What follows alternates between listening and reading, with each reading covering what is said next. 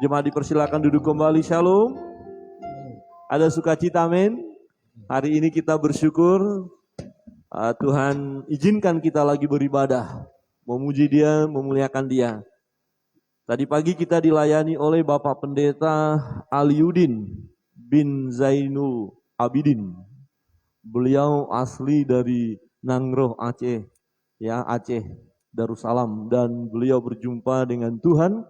Walaupun ada banyak risiko, dari 12 bersaudara, ya, satu orang diselamatkan oleh Tuhan, dan kemudian kakaknya juga sudah diselamatkan, tapi yang lain belum. Beliau tadi bersaksi bagaimana dia bisa menjadi orang percaya dari pribadi yang sangat benci kepada orang Kristen, sangat benci kepada Yesus, dan sangat tidak suka kepada orang percaya. Tetapi karena perjumpaannya dengan Yesus, dia menjadi seorang pelayan Tuhan. Berbagai suku daerah, bahkan negara-negara lain tetangga dia sudah jalani untuk menyampaikan kabar sukacita, menyampaikan betapa baiknya Tuhan, dan Tuhan itu sudah menyelamatkan dia.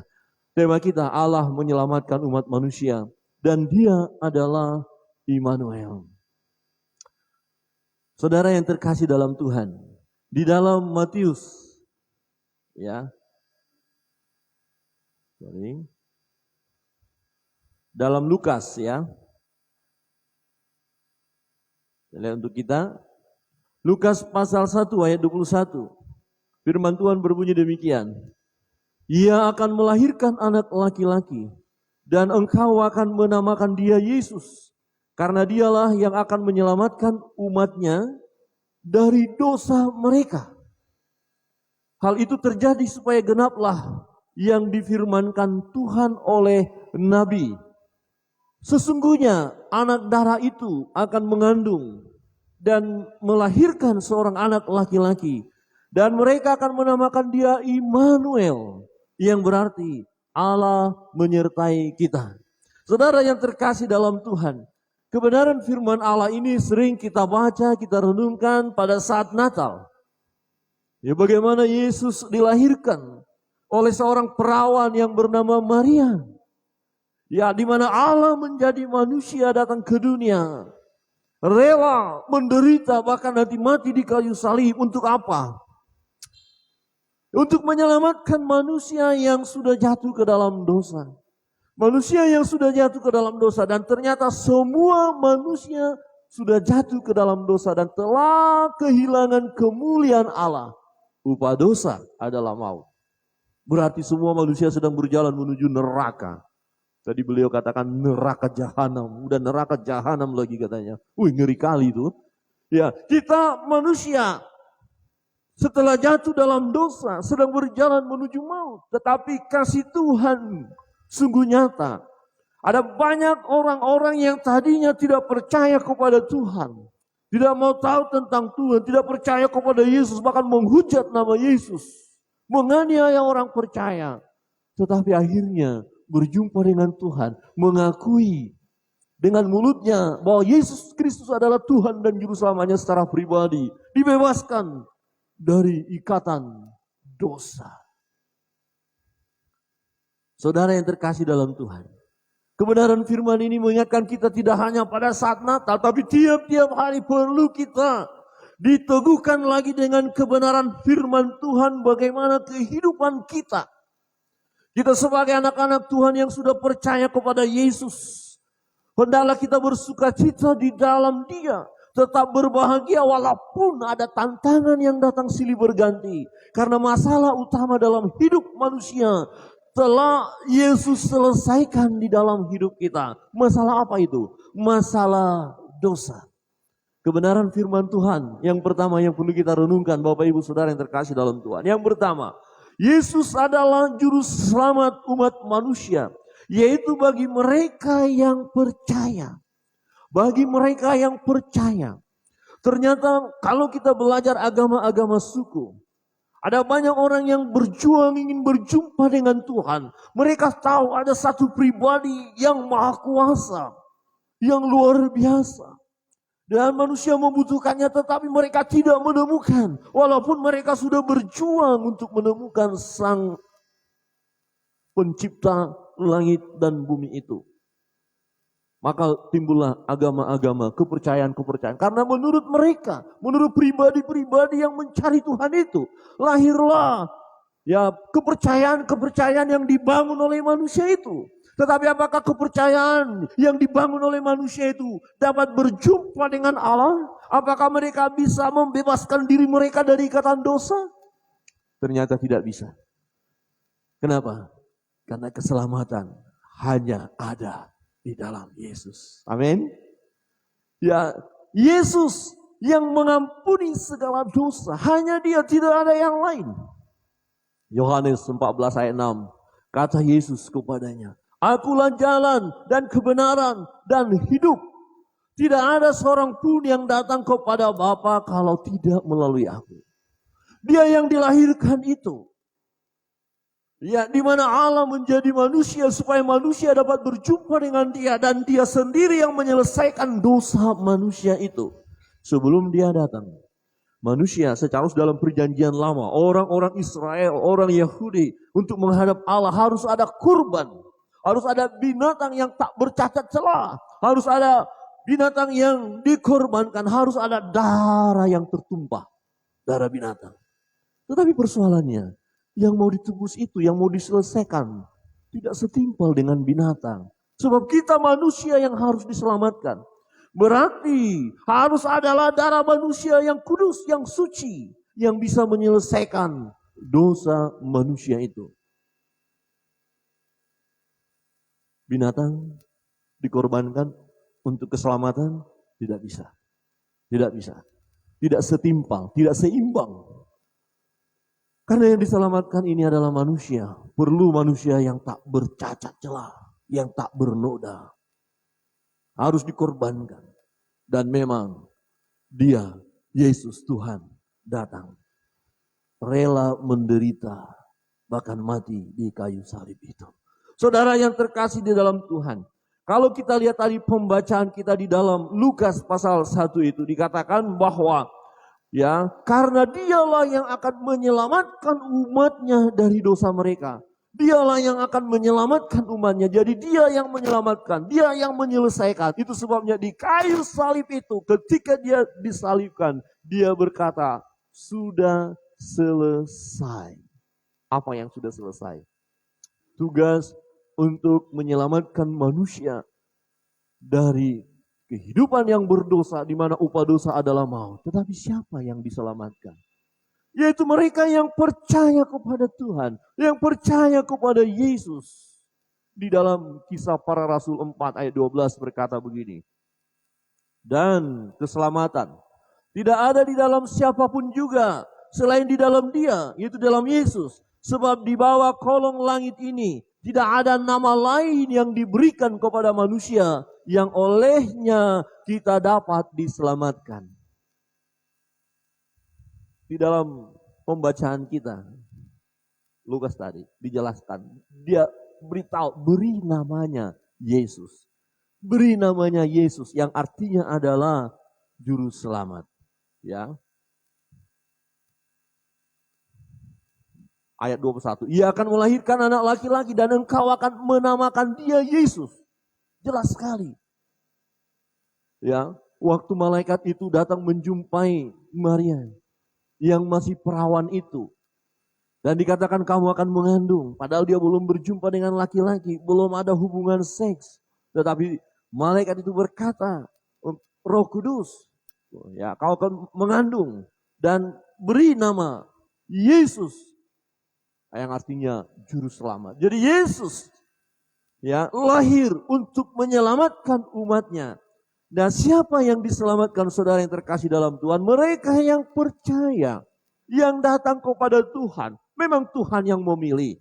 Tetapi persoalan, adakah orang-orang itu meresponi panggilan Tuhan? Kira-kira begini, saya berkhotbah, saya sampaikan firman Allah, tetapi berapa banyak yang mendengar? Berapa banyak yang dapat? Kalau semua mendengar, semua fokus, berarti semua dapat. Ada amin? Tapi bagi mereka yang tidak fokus, yang memikirkan yang lain, dan tidak akan mendapatkan apa-apa. Pun demikian halnya Yesus untuk semua orang. Untuk dunia ini Dia datang Tetapi hanya yang percaya kepadanya tidak binasa, melainkan peroleh hidup yang kekal. Tetapi memang tidak semua percaya. Ada yang menolak. Ada yang sangat membenci nama itu. Satu pribadi yang benci nama itu. Bahkan dia bertugas mencari orang-orang yang mengikut Yesus dan hendak membunuhnya. Namanya Saulus. Ya, dia menjadi seorang rasul. Ya, Rasul Paulus bertobat karena dia mengalami perjumpaan dengan Tuhan Yesus. Dalam Kisah Para Rasul 22 ayat 5. Tentang hal itu, baik imam besar maupun majelis tua-tua dapat memberi kesaksian dari mereka. Aku telah membawa surat-surat untuk saudara-saudara di Damsyik dan aku telah pergi ke sana untuk menangkap penganut-penganut jalan Tuhan. Siapa penganut jalan Tuhan? Yang mengikut Kristus. Jadi pengikut Kristus waktu itu mengalami tekanan yang dahsyat, yang luar biasa. Dikejar-kejar, kalau dapat ditangkap dimasukkan penjara, dianiaya. Nah, Saulus dapat tugas dari tua-tua dari majelis, ada surat resmi dan dia sedang bergerak mengejar orang-orang yang mengikut Tuhan. Ya. Dan dikatakan, aku telah pergi ke sana untuk menangkap penganut-penganut jalan Tuhan yang terdapat juga di situ dan membawa mereka ke Yerusalem untuk dihukum. Wow. Dia tangkap dan akan dibawa ke Yerusalem, diadili, dimasukkan ke penjara, disiksa. Di ayat 6. Tetapi dalam perjalananku ke sana, ketika aku sudah dekat Damsyik, yaitu waktu tengah hari, tiba-tiba memancarlah cahaya yang menyilaukan dari langit, mengelilingi aku. Silau, akhirnya dia buta. Karena begitu silaunya. Dan kemudian dia rebah, di ayat 7. Maka rebahlah aku ke tanah. Dan aku mendengar suatu suara yang berkata kepadaku, Saulus, Saulus, mengapa engkau menganiaya aku? Jawabku, siapakah engkau Tuhan? Katanya, akulah Yesus, orang Nazaret yang kau aniaya itu. Apakah Saulus menganiaya Yesus? Tidak. Dia menganiaya orang percaya. Tetapi orang percaya itu bersama dengan Yesus. Ketika orang percaya itu dianiaya, sama dengan menganiaya Yesus. Dan Yesus tidak tinggal diam dan bersyukur. Saulus mendapat kasih Tuhan yang luar biasa. Dia tidak dibiarkan merajalela untuk menghancurkan orang-orang percaya. Saulus ditangkap oleh Tuhan melalui peristiwa itu. Dia mengalami pembaharuan. Di ayat 9. Dan mereka yang menyertai aku memang melihat cahaya itu. Tetapi suara dia yang berkata kepadaku tidak mereka dengar. Ini panggilan khusus. Orang lain yang bersama dengan dia lihat cahaya tapi tidak dengar suara. Karena Tuhan mau bicara kepada Saulus. Saulus, Saulus, mengapa engkau menganiaya aku? Tuhan mau berurusan dengan seorang pribadi yang hendak menganiaya orang percaya. Dengan seorang pribadi yang jahat. Dengan seorang pribadi yang merasa diri benar. Karena dia mendapat tugas dari tua-tua. Dari imam-imam. Dari mahkamah agama. Dia pikir dia orang benar. Dia menganiaya pengikut jalan Tuhan. Tetapi bagi pribadi yang jahat ini, lihat. Tuhan mengasihi dia. Tuhan menangkap dia. Maka kataku, Tuhan, apakah yang harus kuperbuat? Menarik bukan? Kalau saudara berjumpa dengan Tuhan, beranikah kita berkata, Tuhan, apa yang harus aku perbuat? Wah, ini titik balik loh ya. Tadinya mau menganiaya orang percaya, mengalami perjumpaan dengan Tuhan, terus bertanya, Tuhan, apa yang aku buat? Saudara dengar firman Tuhan, melihat diri kita bagaimana keadaan kita, kemudian kita bertanya, Tuhan, apa yang aku buat? Ini satu penyerahan yang luar biasa. Kata Tuhan kepadaku, bangkitlah dan pergilah ke Damsyik. Di sana akan diberitahukan kepadamu segala sesuatu yang ditugaskan kepadamu. Wow. Pergilah. Dan dia pergi, nanti ada seorang hamba Allah yang sudah diperintahkan oleh Tuhan untuk mendoakan dia. Kemudian dia didoakan, kemudian dia melihat terjadi perubahan dalam hidupnya. Dia menjadi seorang pelayan Tuhan. Ya. Demi memberitakan Injil, dia siap menderita. Di penjara, dianiaya, dilempari dengan batu, dirajam. hampir-hampir mati dia alami. Bahkan ketika di penjara pun, dibelenggu, dia masih bisa memuji Tuhan. Mengapa dia begitu gigih memberitakan Injil? Dia punya keyakinan yang luar biasa. Dan keyakinan ini perlu kepada kita. Dalam Roma pasal 1 ayat 16, dia berkata begini. Tadinya orang ini gak percaya sama Yesus. Gak percaya kepada Injil. Tapi kemudian dia berkata, sebab aku mempunyai keyakinan yang kokoh dalam Injil. Karena Injil adalah kekuatan Allah yang menyelamatkan setiap orang yang percaya. Saudara percaya Yesus, amin? Amin? Ragu-ragu ya, amin? Masih kecil ya? Amin? Agak kuat karena dipaksa. Amin. Tapi masih ada banyak orang yang belum percaya. Bagaimana dong? Apa kita bilang, biarin aja emang gue pikirin. Lu mau mati-matilah, masuk neraka lah. Yang penting saya sudah selamat. Nah, Tuhan tidak buat seperti itu.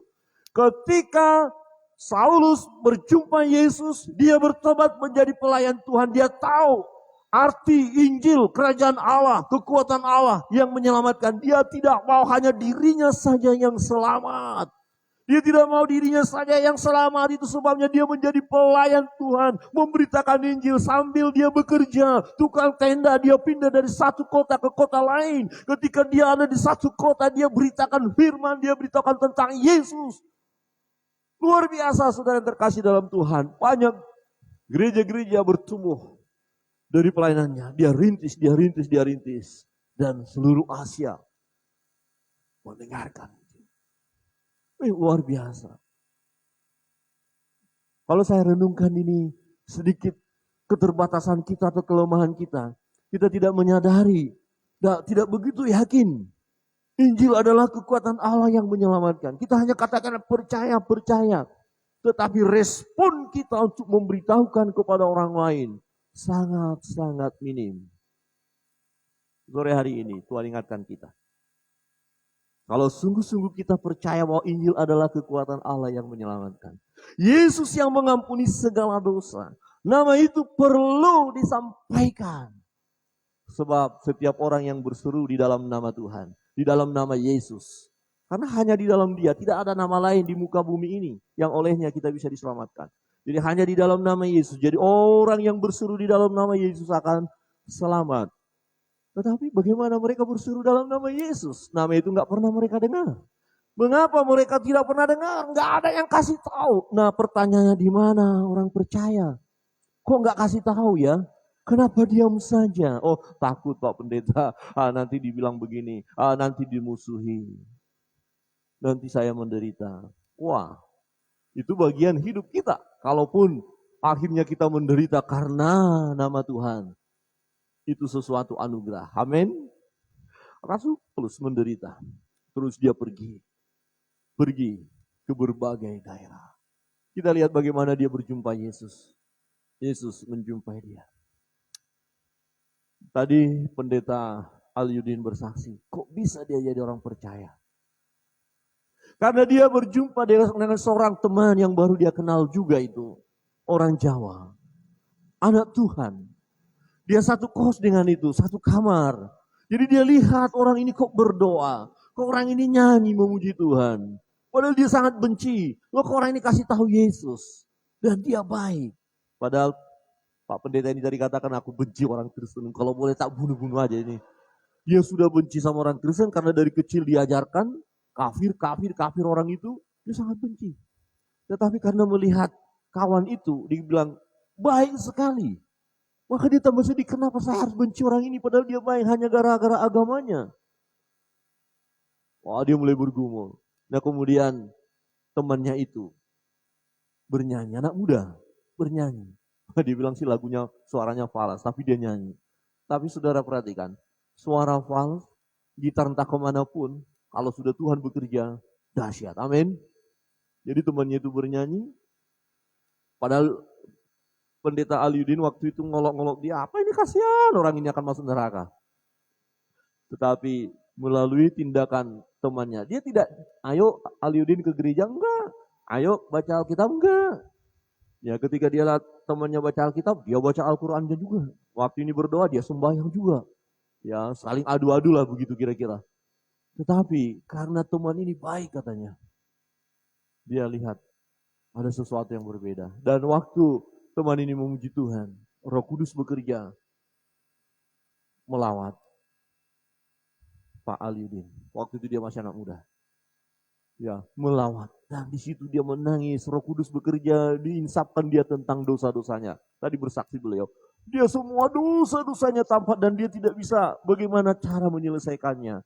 Tetapi dia tahu dari orang Kristen ini bahwa Yesus menyelesaikannya. Padahal selama ini dia mencari, tunjukkanlah kami jalan yang lurus. Itu yang dia cari tapi gak ketemu. Tetapi kali ini melalui sahabatnya, temannya yang baik hati ini, dia berjumpa dengan Tuhan. Yang saya garis bawahi tadi, dan sesuai dengan firman Allah, bagaimana orang jemaat mula-mula bertambah-tambah. Karena jemaat mula-mula disukai. Nanti saudara belajar kisah para rasul. Mereka disukai. Jumlah mereka tidak banyak, tetapi mereka disukai. Ada sukacita, ada damai sejahtera, suka berbagi, senang memuji Tuhan apapun keadaan. Tidak marah-marah gitu ya. Halo, ada di sini yang suka marah-marah? Kalau saya lihat wajah-wajahnya suka senyum semua nih, baik-baik semua. Amin. Coba lihat kiri kanan dan tanya, baikkah? Ini wajah-wajah baik ini katanya. Amin. Baik Pak Pendeta kalau di gereja. Kalau nanti di sana nggak tahu lah. Di mana-mana, di gereja baik, di rumah baik, di kantor baik, di pekerjaan baik, di mana saja harus baik. Saudara, mungkin ini nggak pernah kita pikirkan. Melalui kebaikan kita akan ada orang yang datang kepada Yesus. Amin. Ya, ini orang ini. Satu jiwa yang sangat tidak suka kepada Yesus. Bertobat jadi pelayan Tuhan. Yang kedua, Bapak Ibu Saudara yang terkasih dalam Tuhan. Kebenaran yang kedua. Tuhan Yesus menyertai kita setiap orang percaya. Dia menyelesaikan dosa-dosa kita. Terus bagaimana perjalanan hidup kita? Dia sertai. Ayat 23 tadi. Sesungguhnya anak darah itu akan mengandung dan melahirkan seorang anak laki-laki. Dan mereka akan menamakan dia Immanuel. Yang berarti Allah menyertai kita. Menjadi pertanyaan, apa arti penyertaan Allah dalam hidup kita? Ya, kalau hari-hari kita diperhadapkan masalah, terus tiap-tiap hari bersungut-sungut protes kepada Tuhan, itu berarti kita belum menyadari penyertaan Allah. Kita mulai bimbang dan ragu, kita mengandalkan kekuatan-kekuatan lain, berarti kita nggak mengerti penyertaan Allah. Oh, kita melakukan perbuatan yang tidak baik. Bahkan ada orang yang menyebut dirinya sebagai orang percaya, orang Kristen. Tapi ketika ada masalah, dia malah bunuh diri. Berarti dia tidak mengerti arti penyertaan Allah. Ya, dia Immanuel. Yesus Tuhan kita Immanuel. Dia Allah yang menyertai kita. Dalam Ibrani pasal 13 ayat 5 berkata, jangan kamu menjadi hamba uang dan cukupkanlah dirimu dengan apa yang ada padamu karena Allah telah berfirman, garis bawahi, aku sekali-kali tidak akan membiarkan engkau dan aku sekali-kali tidak akan meninggalkan engkau. Berarti dia Immanuel bersama dengan kita. Kemanapun kita berada, dalam situasi apapun, kondisi apapun, dia bersama dengan kita. Artinya, karena dia bersama dengan kita, dia tahu dong keadaan kita, dia tahu dong situasi yang kita alami, dia tahu dong kelemahan kita, dia tahu dong keadaan kita saat ini sedang bersedih, sedang susah, sedang lemah, dia tahu. Dan Allah bertanggung jawab atas segala kehidupan kita. Amin. Dia bertanggung jawab. Dia sertai kita, bersama dengan kita. Menjadi kawan kita, menempel dengan kita, selalu bersama dengan kita, kemanapun kita berada. Berarti dia tahu segala sesuatu di dalam kita. Tuhan memelihara kita. Wow, luar biasa. Dia Immanuel, bersama dengan kita. Jujur, dalam menghadapi keadaan dunia saat ini, kita bisa berkata, aku tidak sanggup lagi. Aku lemah Tuhan. Ini sangat mengerikan keadaan. Mulai was-was. Ada penyakit yang luar biasa. Mematikan. Ya ada pergumulan-pergumulan yang luar biasa. Tetapi perhatikan, Tuhan menyertai kita. Artinya apa? Dia tahu segala sesuatu di dalam hidup kita.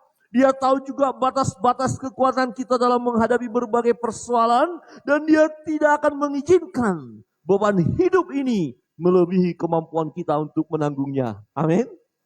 Berat sih beban ini, masalah ini terlalu berat sekali. Tapi Tuhan tidak akan biarkan beban itu melampaui kemampuan kita. Sebab firman Tuhan katakan dalam 1 Korintus 10 ayat 13. Pencobaan-pencobaan yang kamu alami, persoalan-persoalan yang kamu hadapi, penyakit-penyakit yang kamu alami, pergumulan-pergumulanmu, pencobaan-pencobaan yang kamu alami, ialah pencobaan biasa. Saudara, hari ini ada yang bergumul? Ada yang susah? Ada yang menderita? Pasti. Dan coba lihat kiri kanan dan katakan, itu biasa. Coba lihat kiri kanan dan katakan, itu biasa. Amin. Haleluya. Karena nggak tahu aja ini bebannya berat biasa. Ini bukan aku yang bilang, firman kok. Halo, firman bilang bebanmu itu biasa. Coba sentuh kiri kanan dapat, bebanmu biasa. Ya, ayo, senyum ya, jangan bebanmu biasa, jangan gitu, bebanmu biasa. Haleluya, amin. Merasa enggak nih?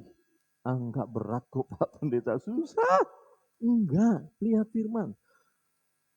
Pencobaan-pencobaan yang kamu alami ialah pencobaan-pencobaan biasa. Yang tidak melebihi kekuatan manusia. Oke, saudara berkata ini berat. Benar, berarti kekuatan Anda jauh lebih besar daripada beban itu. Karena Allah tidak mengizinkan beban itu melebihi kemampuan kita untuk menghadapi. Jadi kalau saudara mengalami banyak tekanan, banyak persoalan, banyak pergumulan, berdasarkan kebenaran firman ini, berarti kita berkata, aku kuat. Amin. Berarti orang yang banyak masalah, banyak pergumulan itu orang kuat loh. Buktinya bisa dihadapi. Halo, amin. Berat ya. Tapi kan kita seringkali berkata, jangan ada beban lah, jangan ada masalah lah. Tapi nggak bisa, kita bertumbuh dengan ada masalah itu ya. Sebab Allah setia dan karena itu ia tidak akan membiarkan kamu. Perhatikan ayat itu.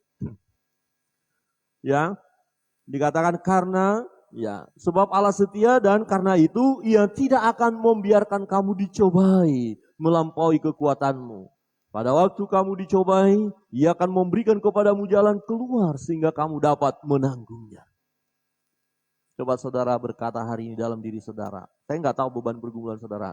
Tapi katakan, saya sanggup menanggungnya. Di bait Allah ini, kita berkata, saya sanggup menanggungnya. Kenapa? Karena kekuatan dari Tuhan. Bukan dari kekuatan kita. Kita lemah, kita terbatas. Kecenderungan kita adalah, ya, bersungut-sungut datang kepada Tuhan. Tuhan kenapa begini? Tuhan kenapa begini? Sama seperti bangsa Israel. Kita ini lemah, kita harus jujur, kita suka ngambek, kita gampang putus asa, ya kita gampang kehilangan semangat.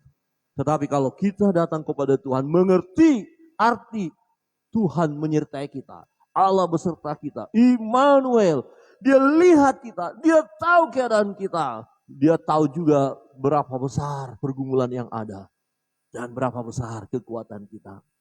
Saat kita berbeban berat, Dia mau menolong kita. Dia berkata, marilah kepadaku semua yang letih lesu dan berbeban berat. Aku akan memberi kelegaan kepadamu. Dia beri kelegaan, Dia beri jalan keluar, Dia beri sukacita, Dia berikan yang terbaik kepada kita. Rancangannya, rancangan damai sejahtera bagi kita, bukan rancangan kecelakaan. Mungkin ketika kita sakit, kita menderita, Dia juga Yesus yang sanggup menyembuhkan kita. 1 Petrus 2 ayat 24 berkata, Ia sendiri telah memikul dosa kita di dalam tubuhnya di kayu salib, supaya kita yang telah mati terhadap dosa, hidup untuk kebenaran. Oleh bilur-bilurnya kamu telah sembuh. Yang sakit disembuhkan dalam nama Yesus. Amin. Amin. Percaya. Percaya. Dia berkuasa. Dia Tuhan. Oh, seringkali kita menghadapi situasi sekarang khawatir, cemas, angka kekhawatiran begitu meningkat saat ini. BBM naik. Tadi cerita, Pak Robi katakan bahan-bahan bangunan sudah naik, terlambat belinya. Aduh Pak, terlambat kita ya, tapi nggak apa-apa lah ya. Belum-belum sudah dinaikkan. Bu Pabris bilang cabai sudah naik. Aduh, untung tidak terlalu banyak makan cabai. Ya tadi Ibu Mayun bilang selama ini dia ada yang suplai cabai, jadi nggak tahu harga atau setelah nggak ada suplai harus beli. Kaget. 1 kilo 80.000. Padahal gaji nggak naik. Wah, gimana ini? BBM naik. Tapi anak-anak Tuhan, apakah kita khawatir? Cuma kemudian kita bagaimana? Selalu bagaimana nih? Bagaimana nih? Bagaimana nih? Udah habis gas, habis minyak goreng, habis ini, habis. Lah itu terus habis. Ketemu sama ibu, gimana bu? Habis. Apanya habis? Minyak goreng. Bawang merah, bawang putih, nggak tahu udah naik belum? Dunia. Tiba-tiba yang kuliah, uang kuliah lagi, uang ini lagi, yang sekolah uang ini lagi, anak-anak yang uang ini lagi, menumpuk. Saudara yang terkasih dalam Tuhan, ketika kita khawatir tentang apapun, makan, minum, pakaian, kebutuhan hidup kita, Dia sanggup memberikannya kepada kita. Amin. Kenapa harus khawatir? Matius 6 ayat 31 berkata begini, sebab itu janganlah kamu khawatir dan berkata, apakah yang akan kami makan? Apakah yang akan kami minum? Apakah yang akan kami pakai? Semua itu dicari bangsa-bangsa yang tidak mengenal Allah. Tuhan mau berkata, mereka yang gak menyembah aku pun, aku tahu mereka butuh itu, apalagi engkau yang menyembah aku, engkau anakku, engkau yang kukasihi, engkau yang kuselamatkan, bagaimana mungkin aku melepaskan engkau begitu saja?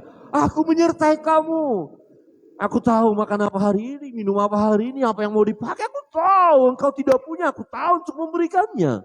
Tuhan tahu, semua itu dicari bangsa-bangsa yang tidak mengenal Allah. Akan tetapi, Bapamu yang di surga tahu bahwa kamu memerlukan semuanya itu. Wow, Bapamu yang di surga.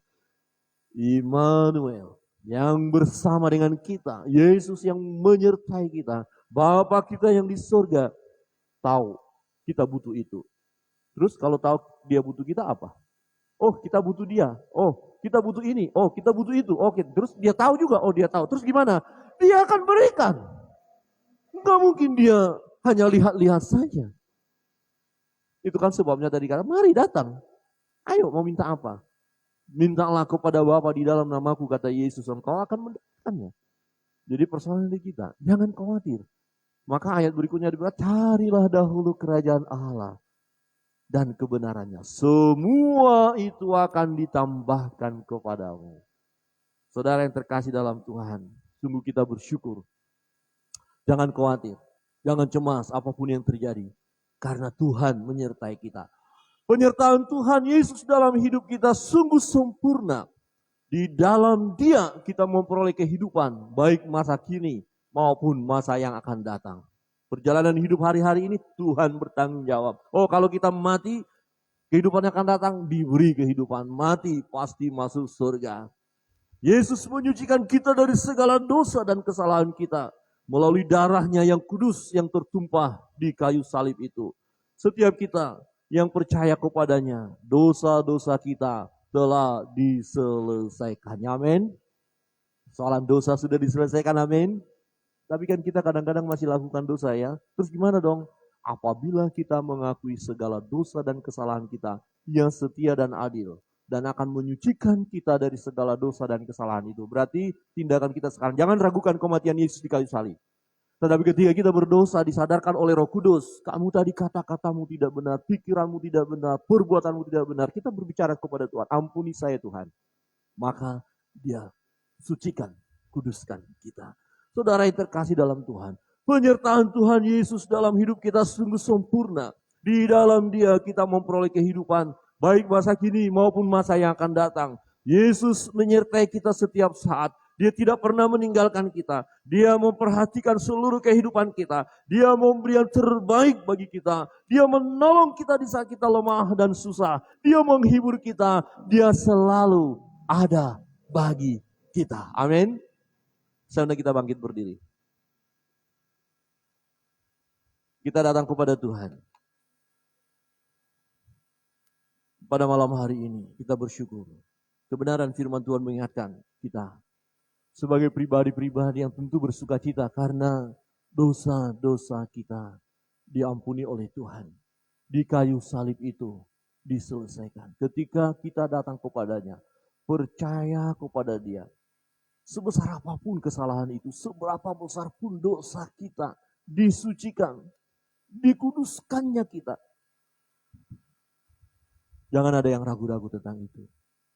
Bersyukurlah kepada Tuhan, katakan Tuhan aku bersyukur, Engkau sudah selamatkan aku. Dan dalam perjalanan hidup kita, jangan khawatir, Dia Immanuel. Dia bersama dengan kita. Dia selalu ada bersama dengan kita. Penyertaannya sempurna. Percayalah. Berseru di dalam namanya. Apapun situasi, kondisi yang kita alami, Dia bersama dengan kita. Haleluya. Kita naikkan satu pujian sebagai respon kita akan kebenaran firman Allah.